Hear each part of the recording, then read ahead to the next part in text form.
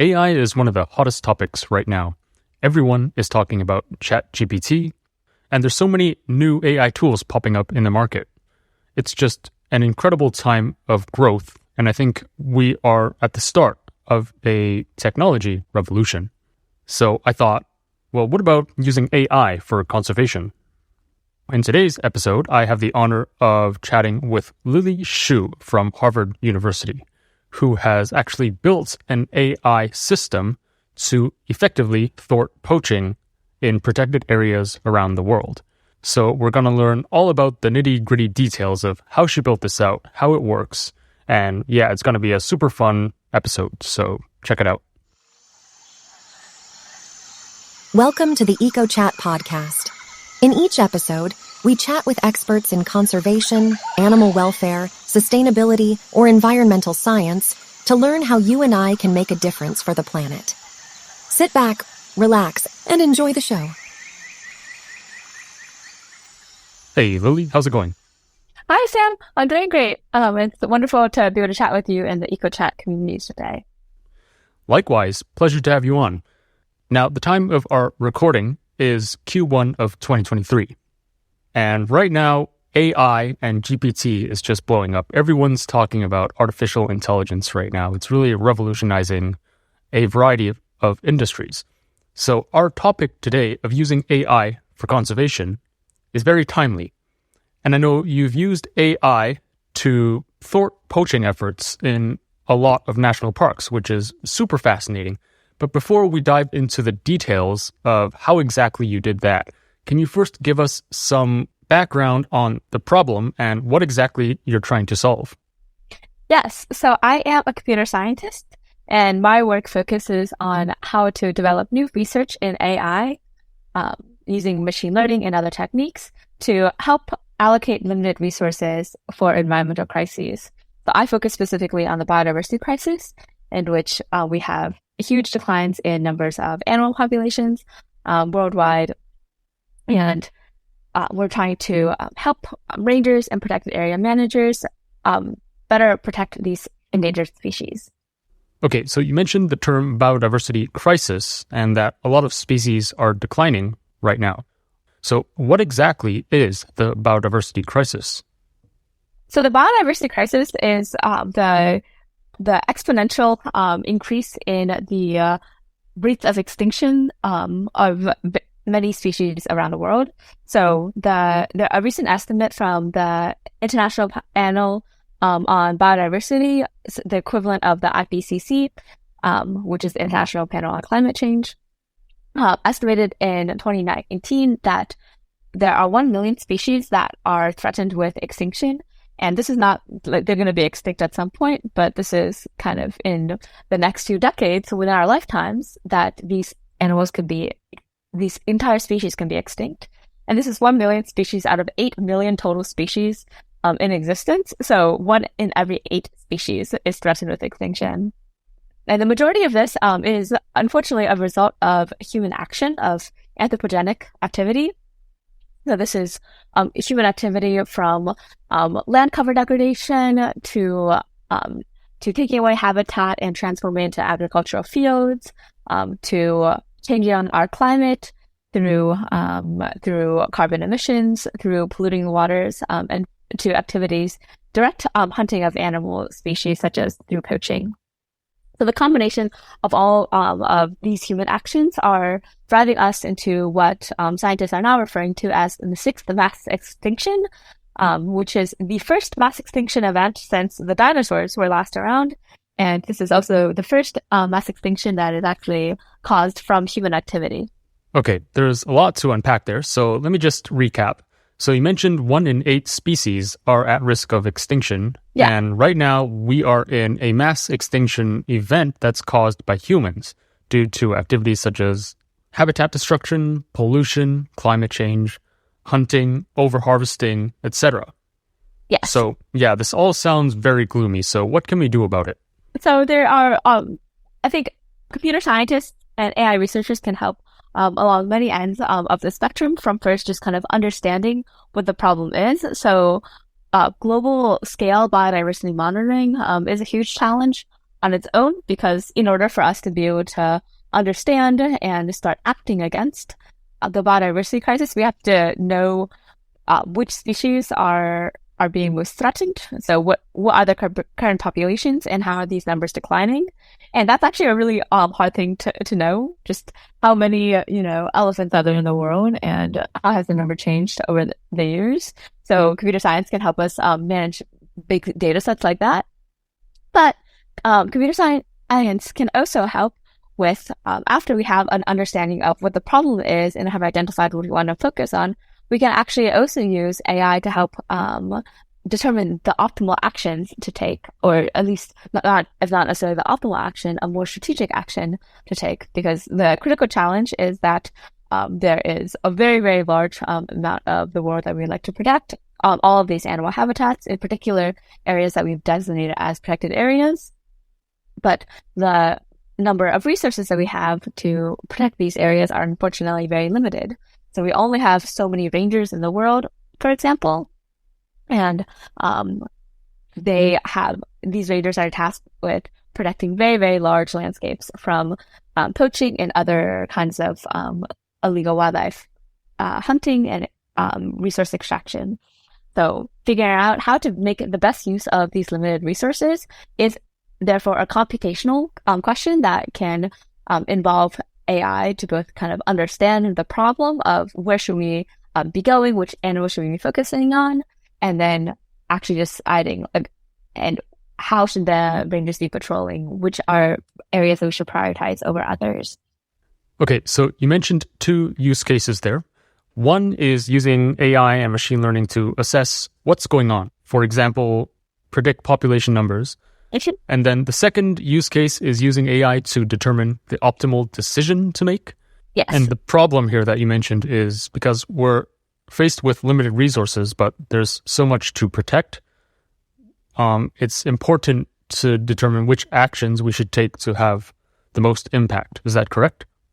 Yes, exactly. And my work focuses on the second part of that question of once we've identified a problem, then how can we best address that problem? So in the context of illegal wildlife poaching, we have poachers going into large protected areas around the world and placing a bunch of snares and traps to trap elephants, deer, and other species.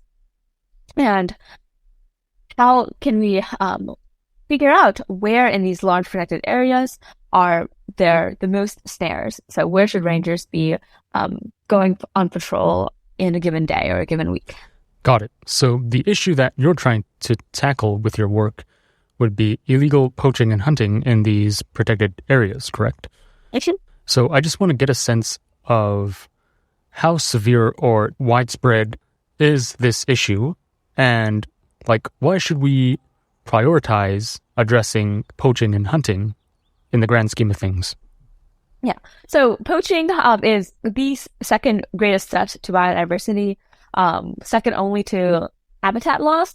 So it's a major, major driver of the biodiversity crisis.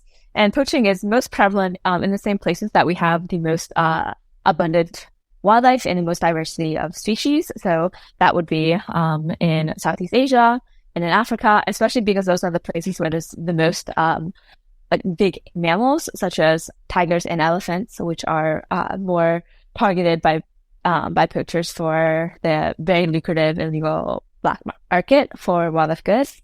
And poaching is also prevalent throughout Latin America, in particular, like in the jungle, the Amazon, and whatnot. So poaching patterns are really in parallel with the places around the world that have the greatest biodiversity, and oftentimes those places are unfortunately the countries and regions of the world with the lowest incomes. You mentioned that these poachers usually use snares to catch wildlife. Is that correct? Yeah.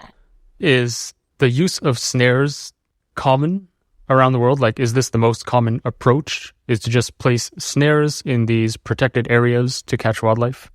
Yes. So globally, the most prevalent form of poaching is through passive hunting techniques, such as placing snares. This happens quite pervasively across Southeast Asia, Africa, and Latin America. I will say that one thing that we've learned more recently is that in Latin America, the most prevalent methods of poaching there actually are through guns and other more active forms of hunting. And that's more of just a cultural difference, because there's more of a cultural background of snaring in Asia and in Africa than in Latin America. But predominantly in the places that we've worked most on, we focus on the placement and removal of snares, because that's where rangers have the potential to have a really big impact, because when they go on patrol and remove a snare, every snare that they remove corresponds with one animal life that they're saving. Do you have any stats on how prevalent snare hunting is in the world? Yeah. Or like what's the average density of snares in national parks, for example? Yeah, if I wish that we had like a good global estimate, because I think that kind of understanding would be really, really helpful for our planning. And also, if we knew that number perfectly, then that means we would have a lot more information and be able to strategize a lot more effectively on how to more effectively prevent poaching. So unfortunately, we don't have good global estimates. But for example, in one site that we work closely with, this is Sripak Wildlife Sanctuary in Cambodia. And this is a large protected area, about 4,000 square kilometers, which is about the size of Rhode Island in the United States, or about, I think, 7 times the size of Singapore.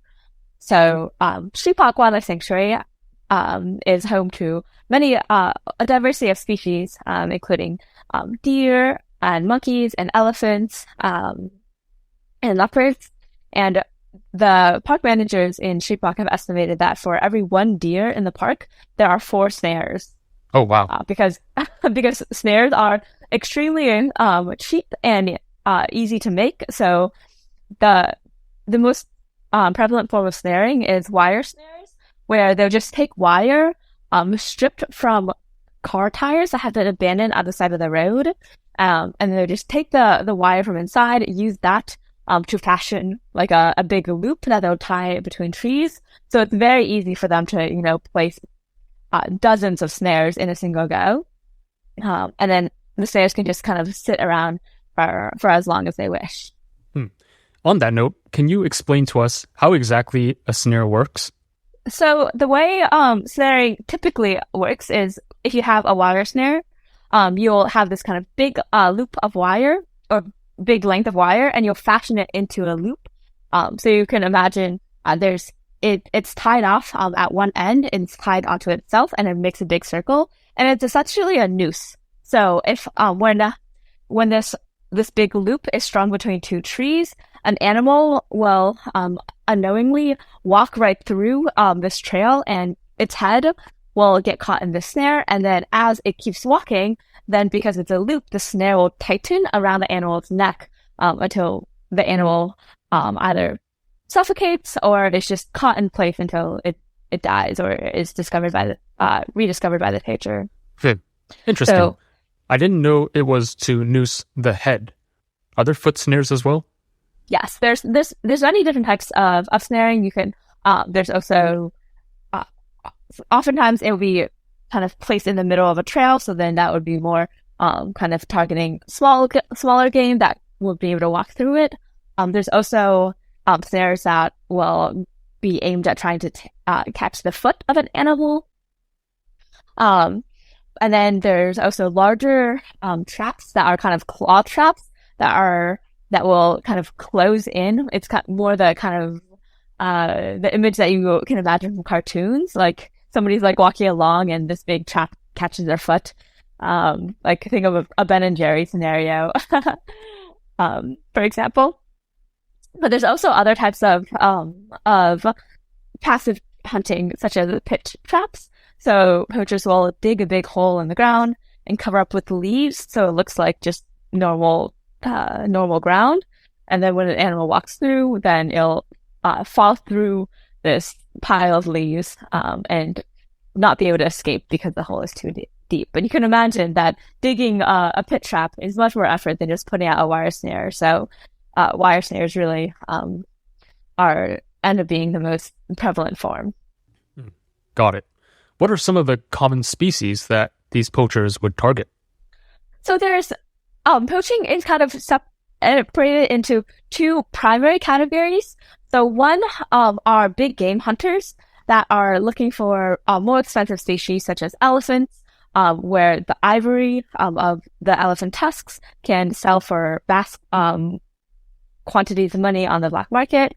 They're looking for tigers whose bones and skin are quite valued on the legal black market. They're looking for rhinos whose horns are believed to cure cancer in certain countries.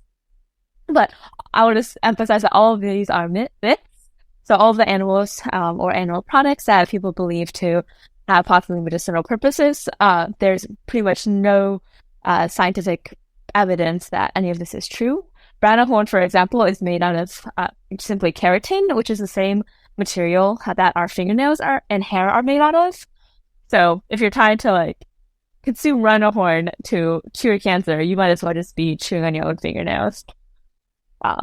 So aside from the big game poaching, like these really valuable species, there's also bushmeat poaching that just numbers wise ends up being the most prevalent form of poaching.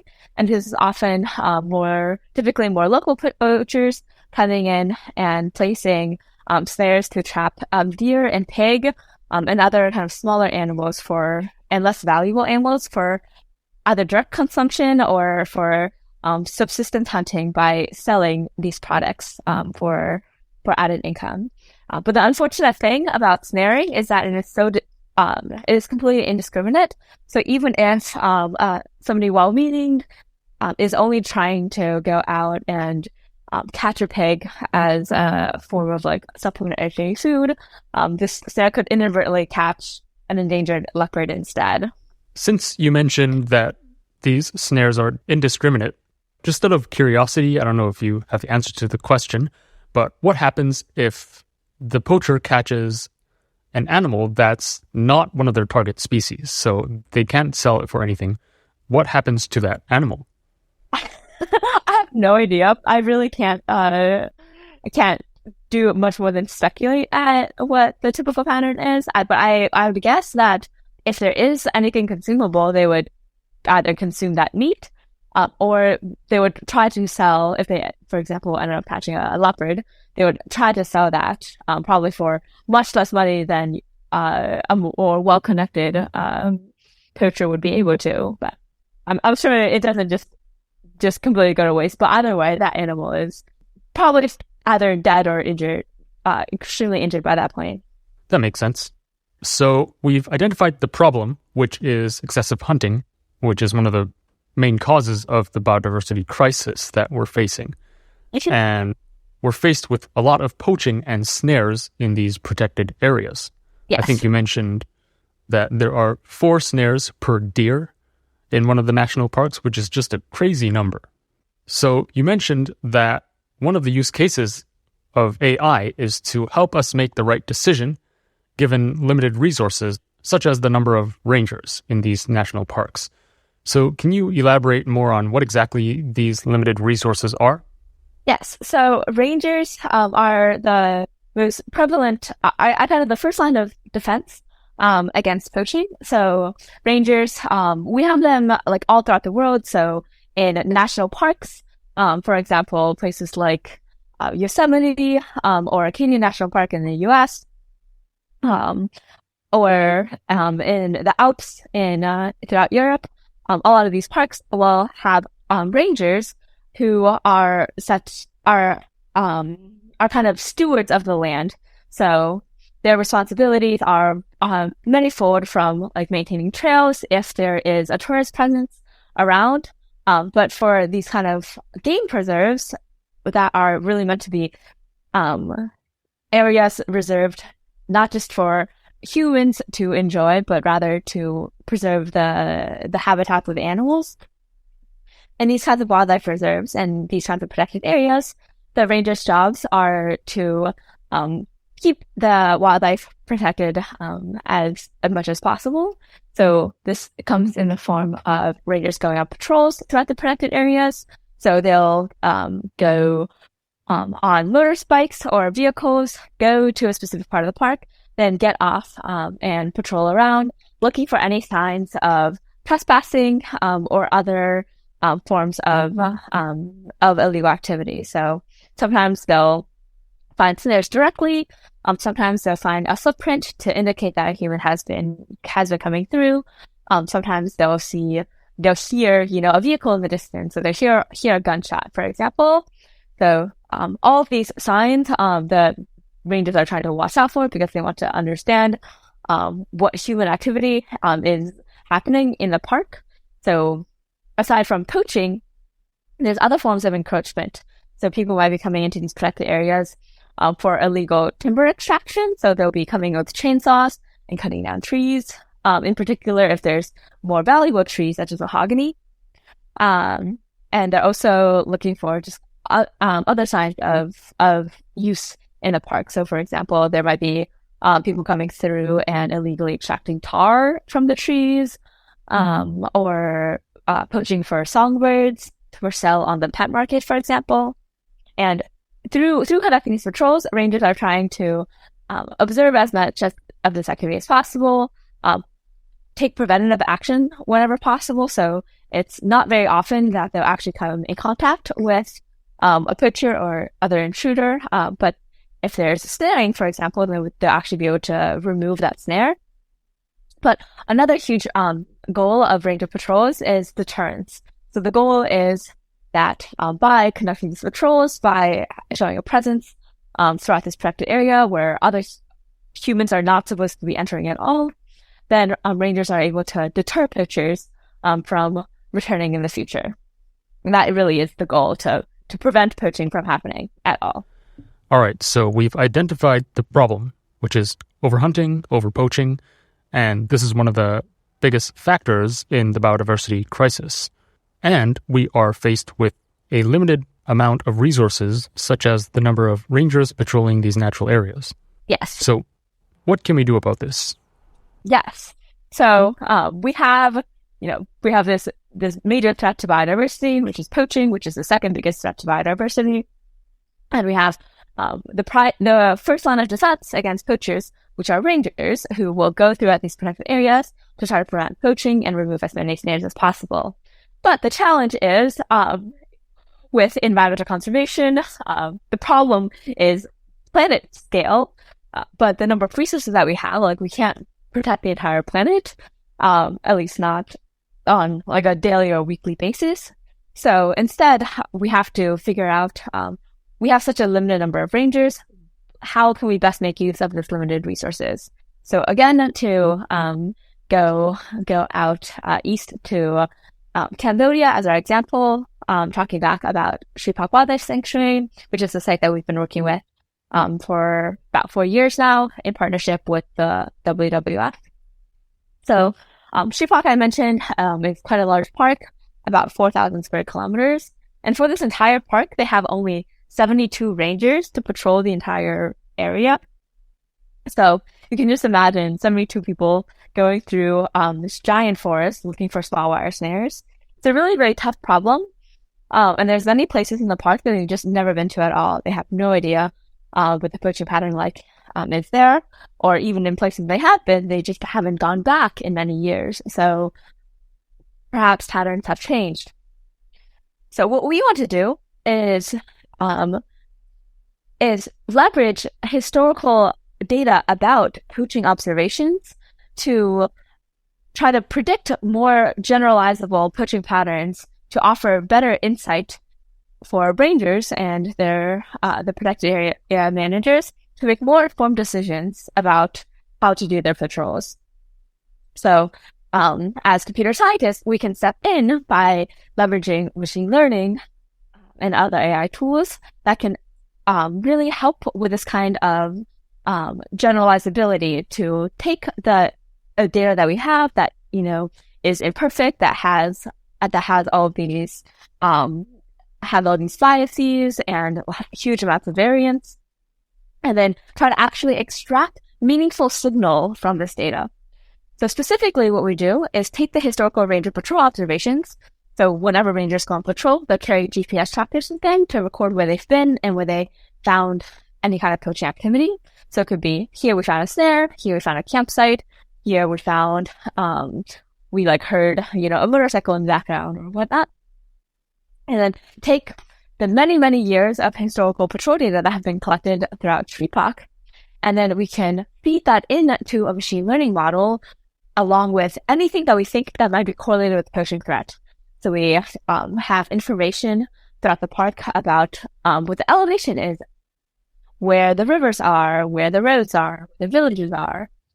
We have estimates about the land cover, the animal density,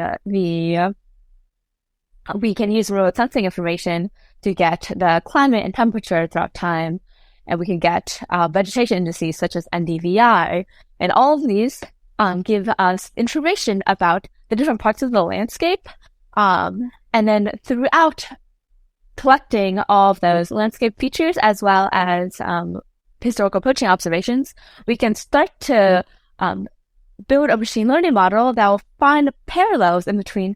Okay, it kind of seems like areas that are getting a lot of poaching in May, for example, are areas that have are closer to the river, perhaps, that have a little bit more precipitation, that have higher vegetation, that is close to the roads, but sufficiently far from a patrol post.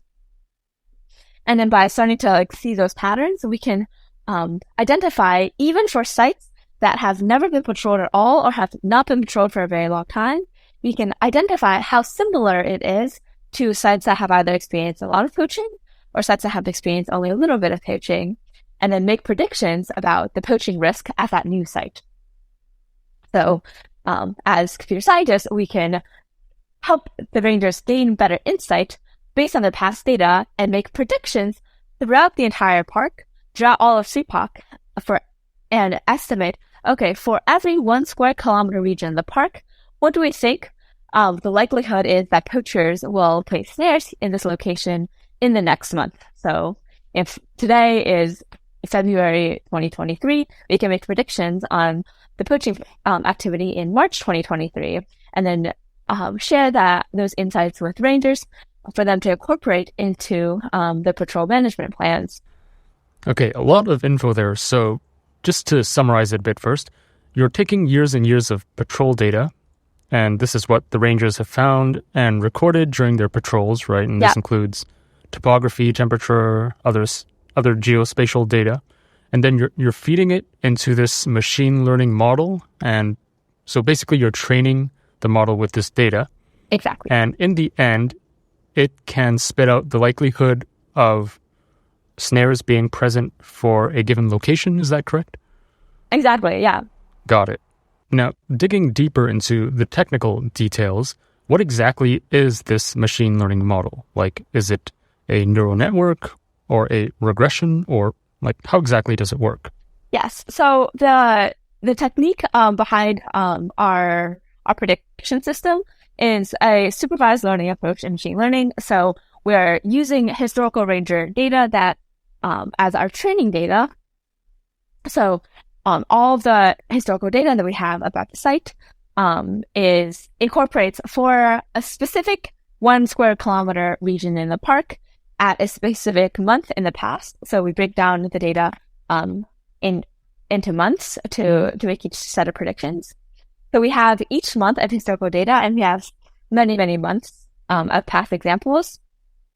We'll associate for each area in the park a label of where that label will be 1 if rangers found a snare in that location, or 0 if they did not find a snare. And then we're trying to build a supervised learning model that will predict for a new site in the park or a site that we've been to before in the upcoming month. What do we think the label of the site will be? Do we think that it will have snares, or do we think it won't have snares? And because we are trying to, extrapolate into the future, we can't know with certainty. So we end up getting a probabilistic estimate. So with this, what our AI system will tell us is what is the probability in this 1 square kilometer region of the park based on its elevation, the land cover, the animal density, that what is the probability that this area will experience poaching in the next time step in March 2023, for example.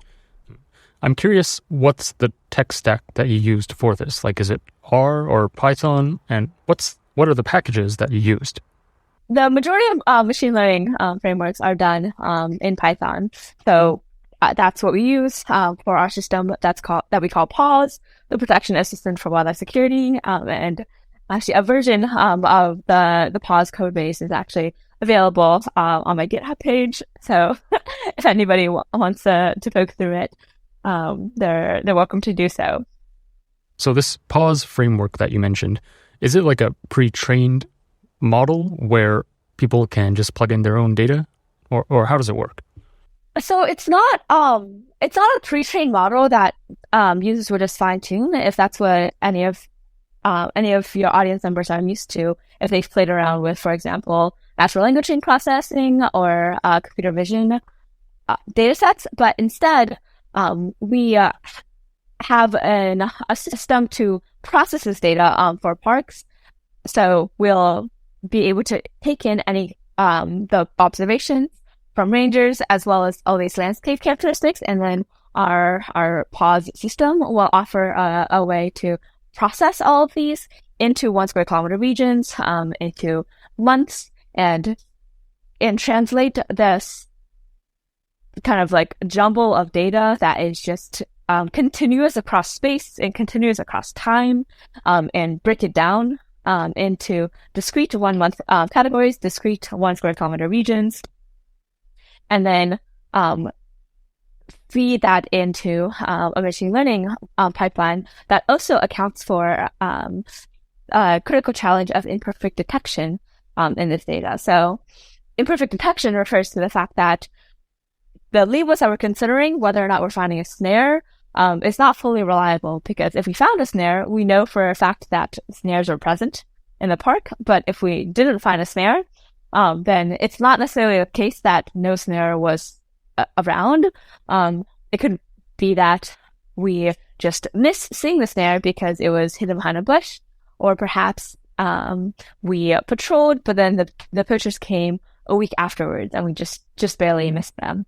So part of what our system does is overcome that imperfect detection by looking at the amount of patrol effort as a proxy for the reliability of our negative labels. So what the intuition behind that is, if a ranger patrols an area at 0.5 kilometer and didn't find a snare, we don't really know whether or not a snare was actually there. But if that same team of rangers patrolled that same area for 10 kilometers and still didn't find anything, we can be much more confident that no snare actually was present at all. So that intuition of the more patrol we do without finding a snare, the more confident we can be that actually is ground truth. You mentioned imperfect detection as a potential challenge in training these models. What are some other challenges or limitations that you were faced with? Yeah, another huge challenge that came about many times as we were working with more and more sites is that of limited data. So many sites many protected areas are just starting to begin their patrol management and whatnot, or they're only starting to integrate with this protected area management software called SMART, the Spatial Monitoring and Reporting Tool, which is this really nice and useful and widely adopted data set or database for protected area management. So the SMART software system enables you to record and all your historical patrol data. It syncs in really nicely with a mobile application that rangers can carry on their phones to make note of all their patrol observations.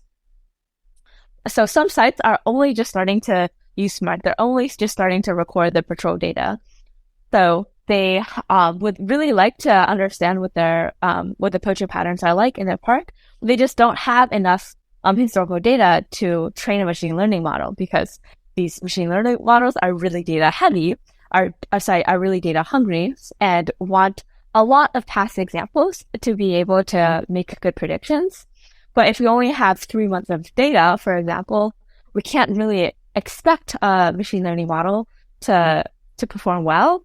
So for cases like that, where we have a scarcity of data, we have to be really proactive about how we're designing our approach, how we're designing our model to ensure that we're not focusing too heavily on areas that we've been in the past. So we're not kind of like over patrolling the same area again and again and again, but rather that we're doing a nice balance between going to the areas that seem to be promising hotspots from the past, but then also exploring areas that we've never been to that might have a lot of potential poaching.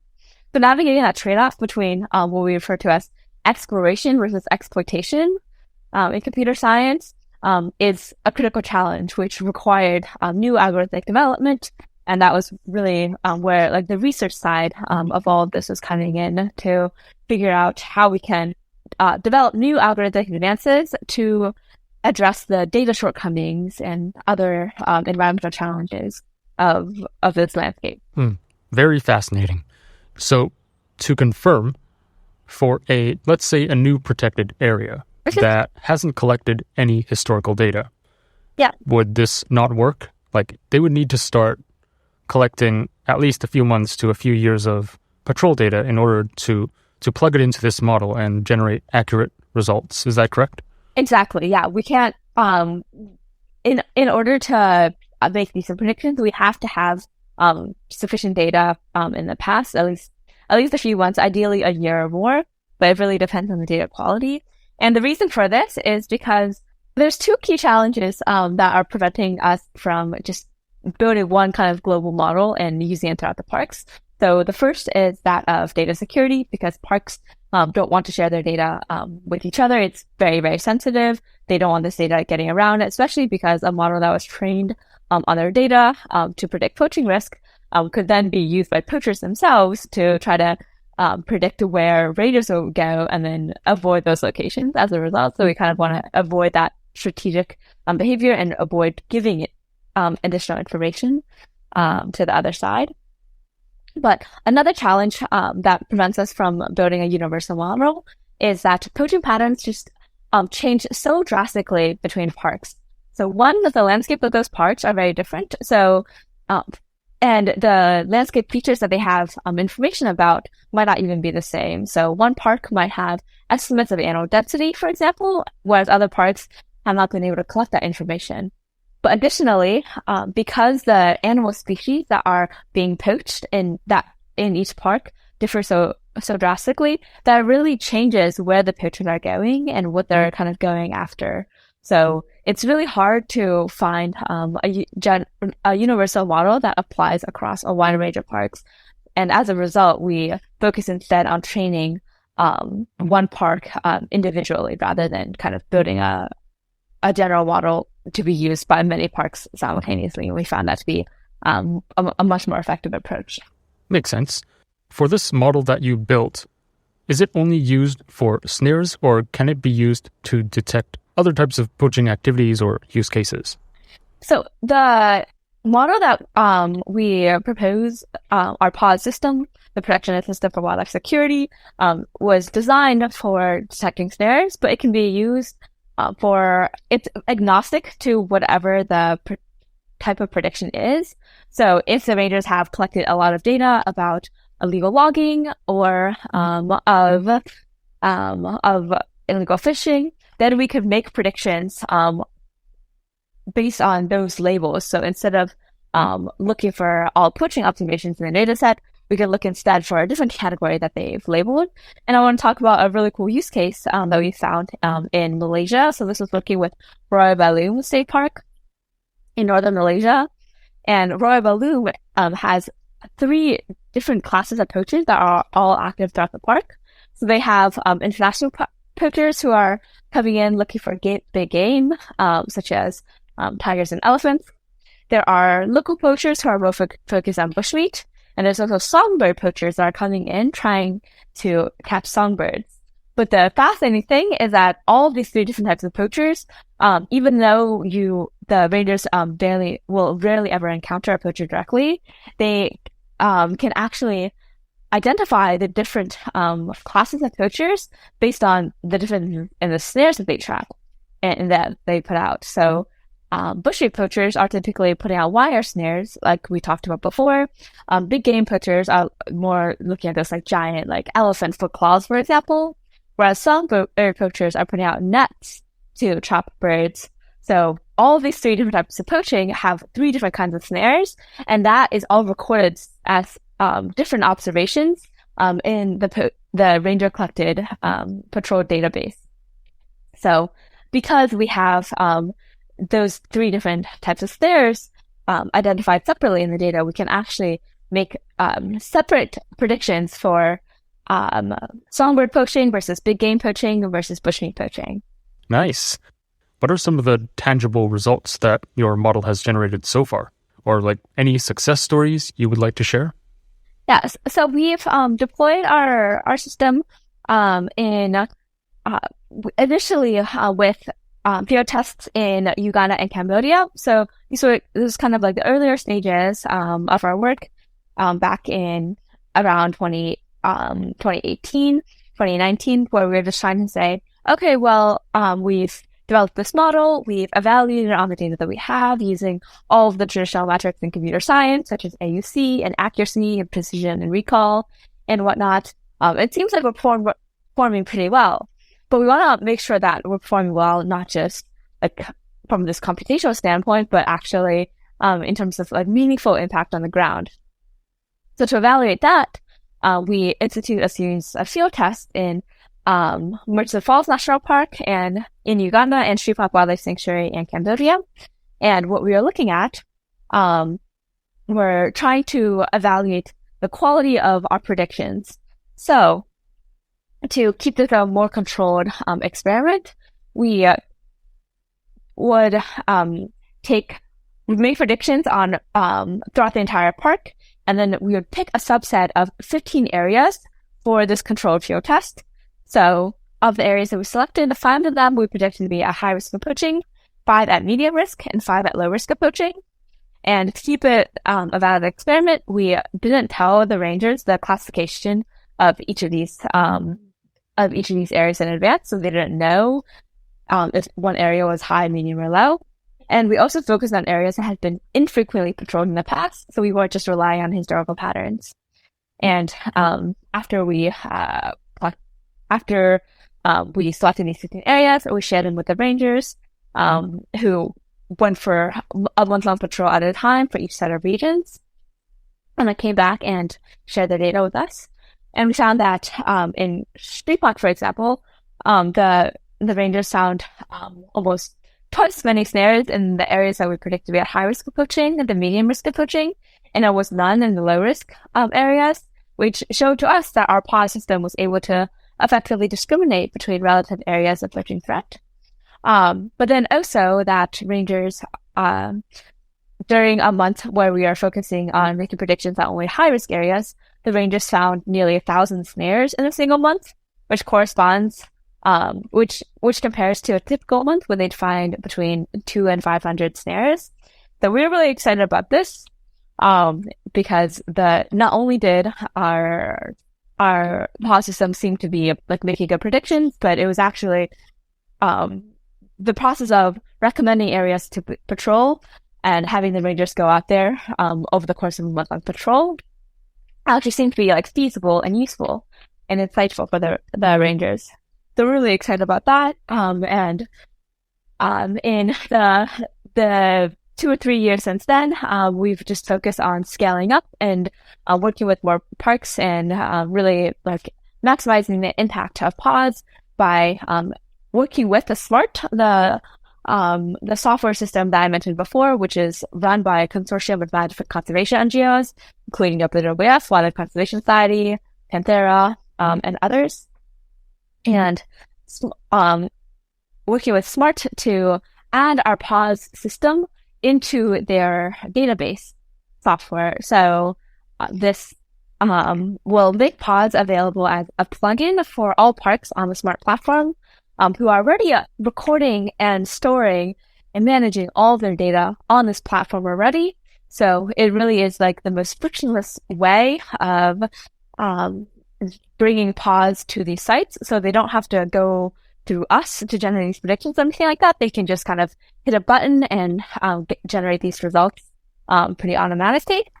Okay, so there's two acronyms there. There's PAWS and SMART. So just to confirm, PAWS is the algorithm or the model where people can plug in patrol data, and then it will spit out the probability of a snare in a given location, right? Exactly, yeah.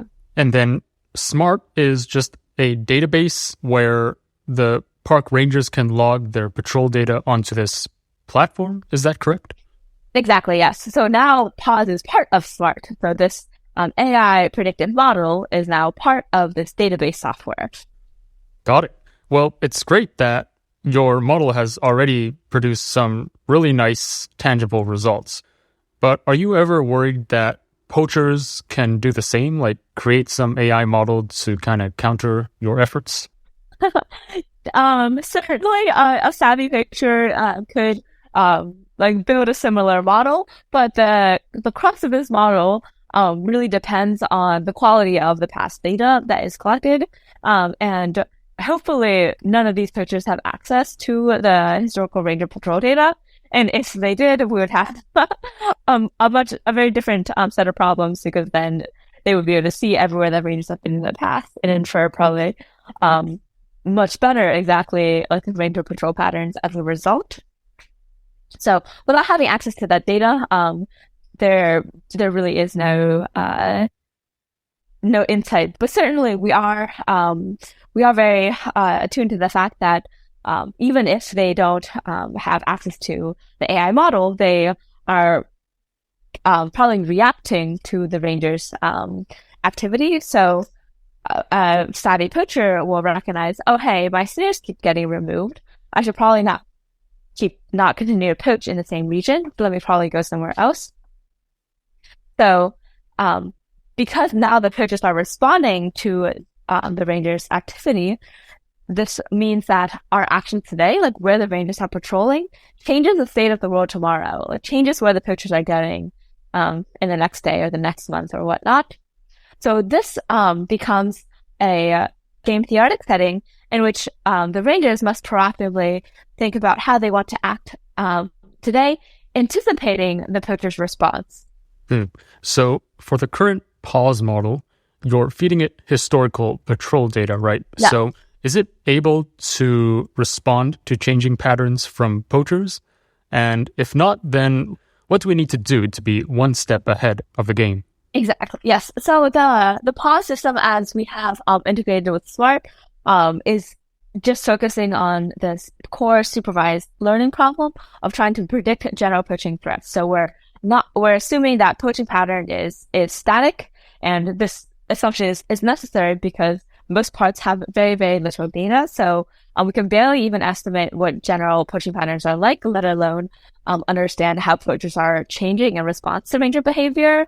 But at the same time, we have also focused on parks that do have better quality and more plentiful data. So this has been working with Richardson Falls National Park in Uganda that have many more years of rather complete, rather comprehensive patrol data. And analyzing in this park, we're actually wrapping up a causal inference study right now to actually pin down the causal effect. So we're trying to understand how poachers will respond to increased or decreased ranger patrols. So if a ranger patrols more, does poaching in that 1 square kilometer region decrease in the next month? And if so, then we see this deterrence effect. Oh, excuse me. And if so, we see this deterrence effect in which our actions are actually reducing the amount of poaching happening in the future. And then that behavior then takes us to a sequential decision-making setting where we have to make adaptive decisions that respond to these poachers' changing behavior. And that leads us to the world of reinforcement learning, where we have to kind of plan on a sequence of steps that's anticipating that kind of future reaction. So that leads us to like another algorithmic advance that we had to work through in order to better capture all the complexities of this poaching domain. Nice. Has this been built out yet? Yes. So we have a paper from 2021 about robust reinforcement learning. So thinking about the problem of making sequential decisions in a context similar to poaching, where we don't have a perfect understanding of the environment. So we don't know exactly like, okay, the poachers will respond to ranger patrols by like a 0.32 decrease, month after month, because having a precise number like 0.32 is very, very unrealistic to know with certainty. But instead, we can be much more confident that a true number might be something like 0.3 to 0.4. So now we have an interval over which we're uncertain about like what the poacher's true behavior is. And then we want to make sure that we're doing planning that is robust to that uncertainty. So that paper is looking at this question of robust planning using reinforcement learning to account for that sequential decision-making setting, that game theoretic response of poachers adapting to ranger patrols. Nice. So PAWS is based on a supervised learning model, right? And then this new model is based on reinforcement learning. So is this new one out in production yet? So the reinforcement learning angle of this work, we have not deployed in a real park setting yet.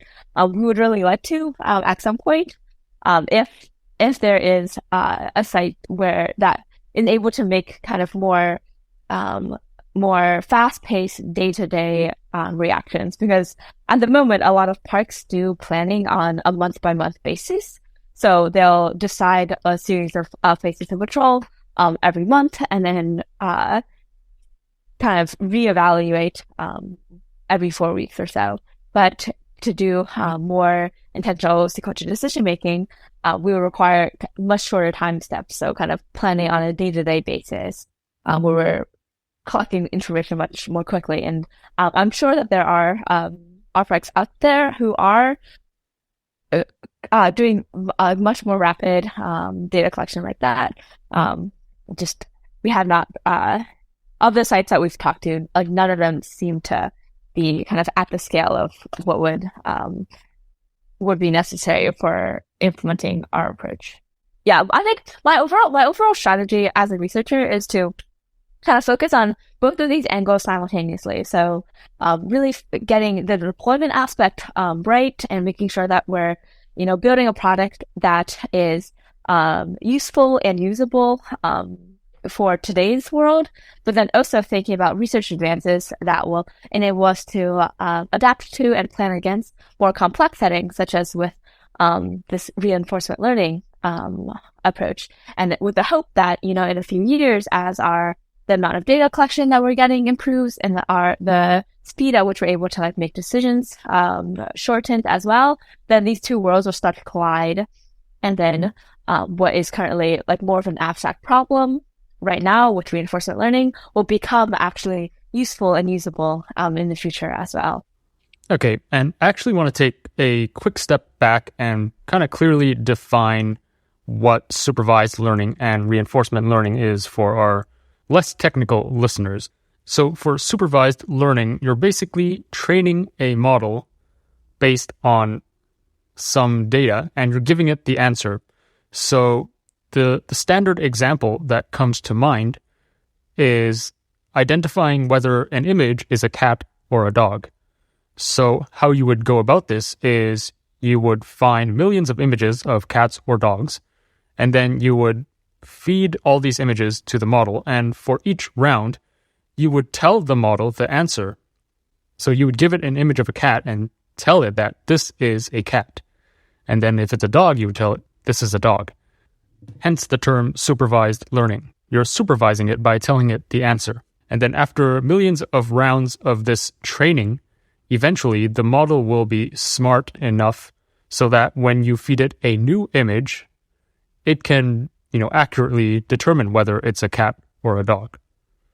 And then reinforcement learning or sequential decision making, that's a completely different beast. So that's like, imagine you're a user in a game and every step you take will lead to different outcomes. So you're basically training the user to take the optimal step to, get the highest reward in the game.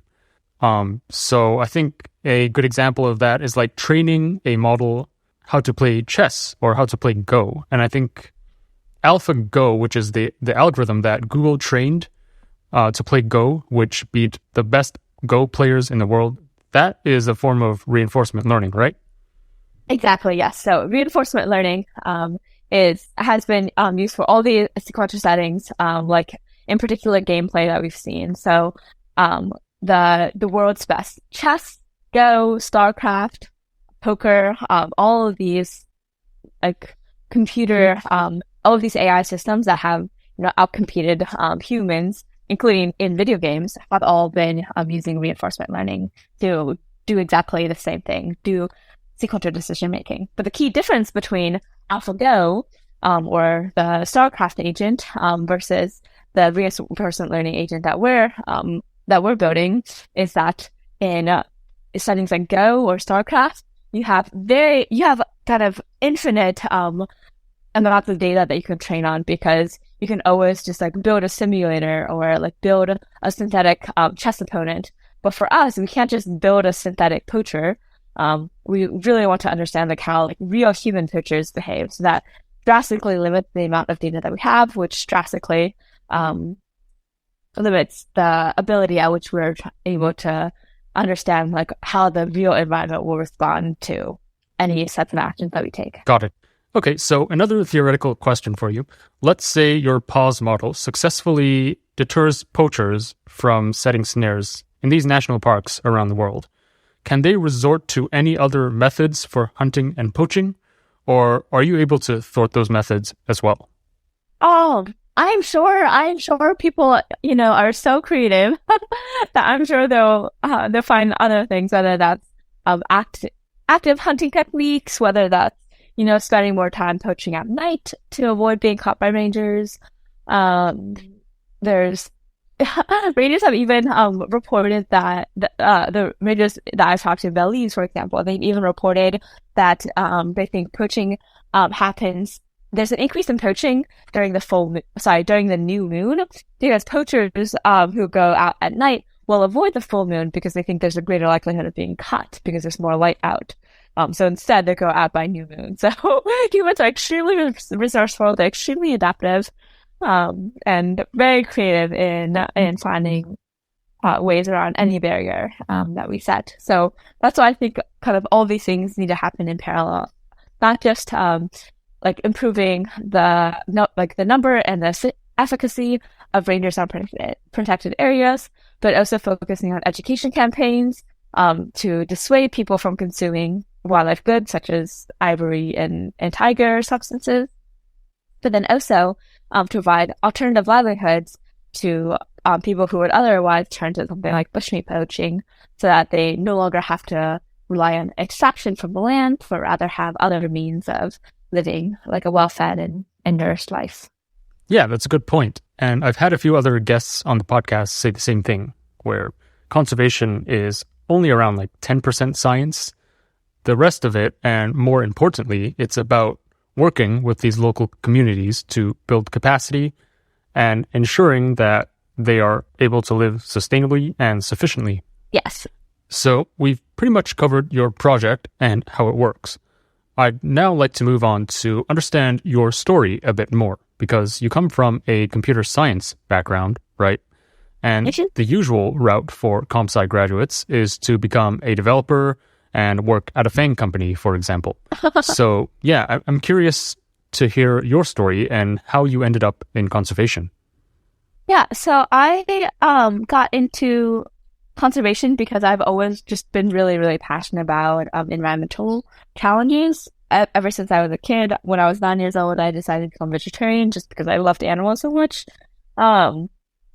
And that has always just kind of been a personal passion of mine. I'm just concerned for the environment, but I never thought that it would be something that I could, make a career out of or spend most of my day thinking about. I always thought like, okay, well, let me just focus on that as kind of a side thing. Let me think about how I can like reduce my personal impacts on the environment and whatnot. But then when I was a junior in college, I was getting more and more excited about the possibility of doing research in computer science, but didn't know what I would possibly want to do research in. So I started just investigating a little bit and saying like, okay, what is the state of research that people are working on? And I came across this subgroup called like AI for social good and computational sustainability of various researchers working on conservation and other challenges, such as public health.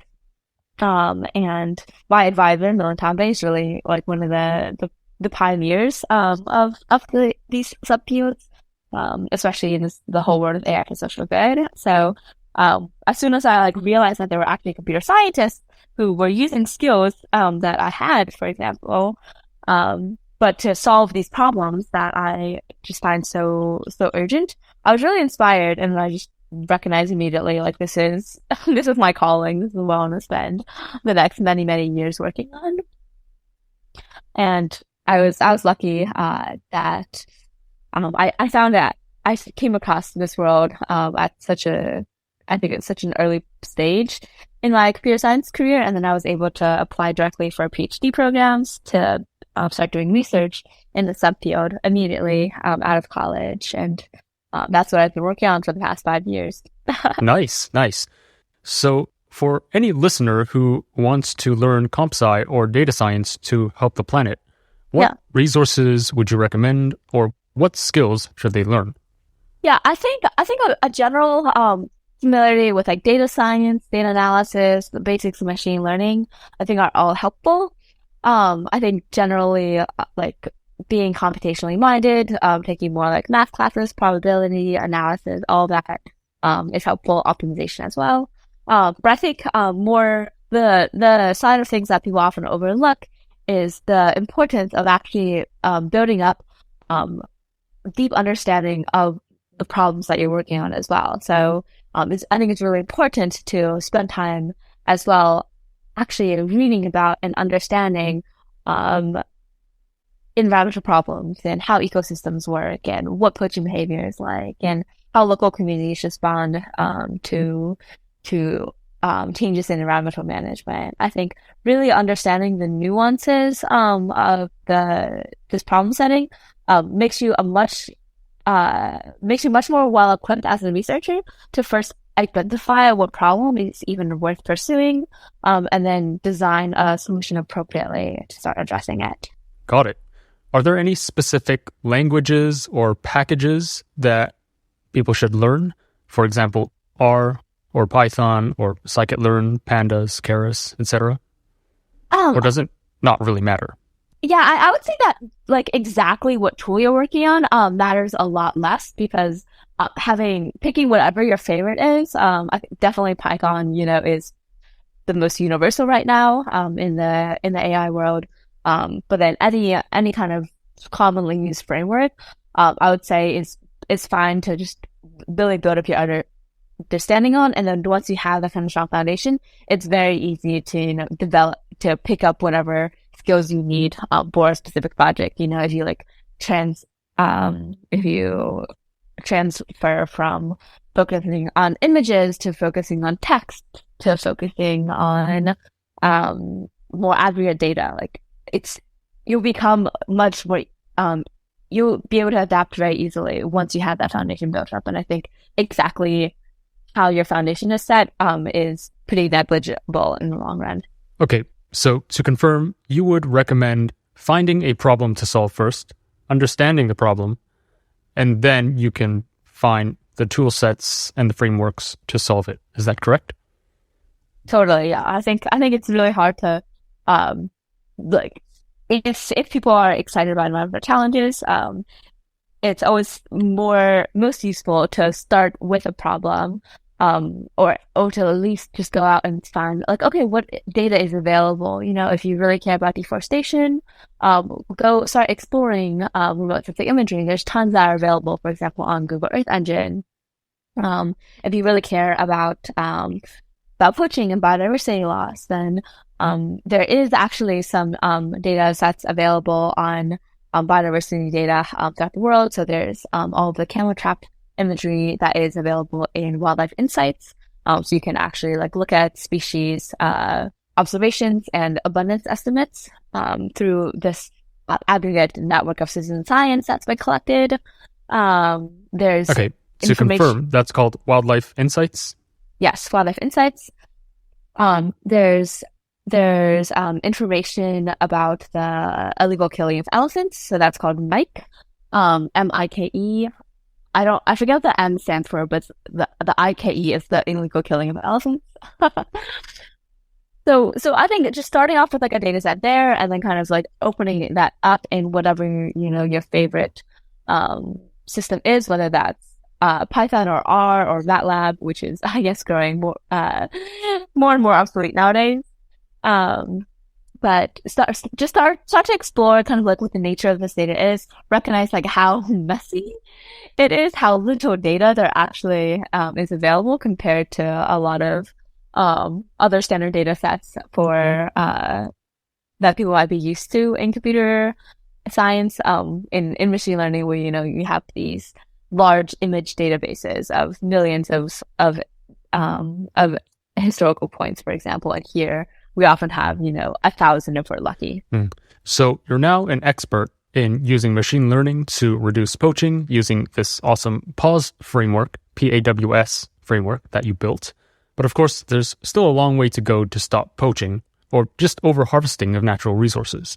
So if you had all the power, all the money and resources in the world, if you could do anything you want to stop poaching once and for all, what would you do to fulfill this? Oh, that's a great question, Sam. And if I had, all the resources available, I would do two things. I would, one, bring in some good engineering support, let's say a team of, 4 or 5 good software engineers to really kind of overhaul the PAWS system and make it a much more smooth and easily usable by parks, because right now this has been a tool that we've developed and maintained as a small academic research lab where it's just me and another PhD student kind of working on the development and maintenance of PAWS as kind of a side gig on top of our primary focus, which is to be researchers. So if we could have proper engineering support, which I think is kind of universally necessary throughout academia in computer science to actually make these tools useful and available to the public, that would be really helpful. But with all of the surplus money, I would use that money to support the rangers on the ground in Richmond Falls and in Shupak Wildlife Sanctuary, to provide them with better equipment, to help build another patrol post, to give them new boots and better walkie-talkies and whatnot for the purposes of their day-to-day comfort and well-being. Because I think those are really the heroes of the story, and they're often, I think the average ranger makes something like $150 a month. And 30% of rangers worldwide contract malaria. Most of them are wearing boots and equipment that are too old. So really, helping to support them, I think, would make a huge difference for conservation outcomes. What would you say the main bottleneck is for tackling your problem of poaching? Is it the lack of data, or is it the amount of rangers available? I think both of those are pretty much are very aligned. So if we had more rangers, then we'd have more data. So I think certainly having more rangers, improving data collection, having better monitoring of biodiversity and their outcomes. I think all of these, I think everything, all these are bottlenecks.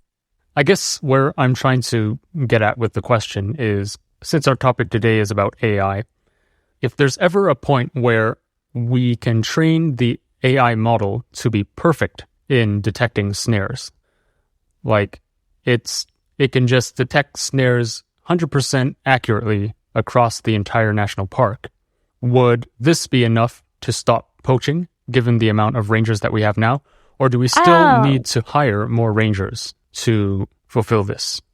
Yeah, I see. I think we would still need to drastically increase the number of rangers, especially because we have this wonderful but ambitious new target of from December 2022 at the UN Convention on Biodiversity, COP27, where 196 countries around the world signed on to the Global Biodiversity Framework that includes what's called 30 by 30 to designate 30% of the world's land and terrestrial and marine surfaces as protected by the year 2030, so a mere 7 years away from now. And currently only 17% of land is protected and only 30%, and only 8% of waters are protected. So recent paper that came out in Nature Sustainability estimates that to reach this 30 by 30 milestone, we'll need 1.3 million rangers around the world. And currently we have only about 300,000 rangers. So we need to increase fivefold the number of rangers to even meet these standards. So I certainly think that improving both efficacy of where rangers are going and increasing the number of rangers will really be kind of like the best dual action for biodiversity outcomes. Got it. So from your experience building PAWS and working with these protected areas to reduce poaching, if you could condense it down to 3 main messages or call to actions that you would like to share with our audience, what would that be? Yeah, so I would say one key lesson is that, and I was really trying to emphasize this earlier, I think computer science and AI are like really helpful tools with a lot of potential, but they can't work in isolation. Like we really have to develop these systems in close conversation and partnership with people who are actually on the front lines doing this work. So in order for us to actually design PAWS and understand like what inputs we need to put in, how the system should be set, the way that we should be making predictions, how recommendations might fit into ranger patrols, all of that required, like weekly or monthly calls with rangers. It required traveling to Cambodia and Belize, and actually talking with rangers there and visiting them on the ground. And none of this would have been effective without their buy-in and their support and whatnot. So I think that is kind of like a critical first step, that we can't do this alone. And I think that works both ways as well. I think that there is a lot of potential for researchers, whether that's computer scientists or ecologists or something else, to really support practitioners and conservationists on the ground. So I think having more like reach out from those sides would be very helpful. I think a second lesson I would love people to learn is that whatever if you do have a technical background, you don't have to be confined to only like working within whatever that technical area is. More and more computer science, for example, is becoming really, really applied. So it's rarely just, AI, but it's often AI for epidemiology. It's AI for education. It's AI for conservation. It's AI for public health. There's so many and growing opportunities for this kind of applied work. So if there's something that, you're really passionate about and you have this technical background, I really encourage you to explore what the intersection of that might look like, because I think the world is increasingly going to be interdisciplinary. But also that if you have a personal passion, I'm sure there's a way to connect that with whatever other things it is that you're doing, and then you can really, blend this world together and make your passion part of what you spend the majority of your time focusing on. And the third is that we are in the middle of the sixth mass extinction, and the biodiversity crisis is urgent and is imminent. And the UN, for example, stated at the December 2022 Convention on Biodiversity that urging the world to treat the biodiversity crisis with as much urgency as the climate crisis. So I think it really, I've really been able to see over the past 15 years, people going from saying, oh, I feel like, yeah, maybe climate's important, to now, there's so many startups, so many initiatives, so many university departments that are focused on climate. And I would love to see a similar trend come out for biodiversity as well. So I hope more people from your audience will actively join up in this movement. Awesome. Well, that is super insightful. Please hand off to the audience where they can contact you or learn more about your work or any other resources you would like to share. Yeah, well, thank you so much for the wonderful podcast. I really enjoyed talking to you. And if anyone in your audience is interested in learning more about my work specifically, you can find me on my website, lily-x.github.io, if you just search my name. Or if you're interested in kind of more work at this intersection of AI and applications, search AI for Social Impact. My advisor, Nolan Tabe, has put out a book on this recently, and there's just a growing number of workshops and articles and whatnot that are coming out about research and other opportunities to be done at the space of AI with societal applications such as conservation. So perfect. I will link all of these in the show notes or the YouTube description, so be sure to check those out. Thank you so much, Lily, and all the best. Awesome. Such a pleasure to chat with you, Sam, and wishing everybody in the audience a wonderful day. That's it for today's episode of Ecochat. If you enjoyed it, we'd appreciate it if you could leave a rating and review on whatever podcast platform you use. We're also on Twitter and YouTube. It really helps others find our show in the search algorithm. With that, thanks for listening, and we'll catch you next time on Ecochat.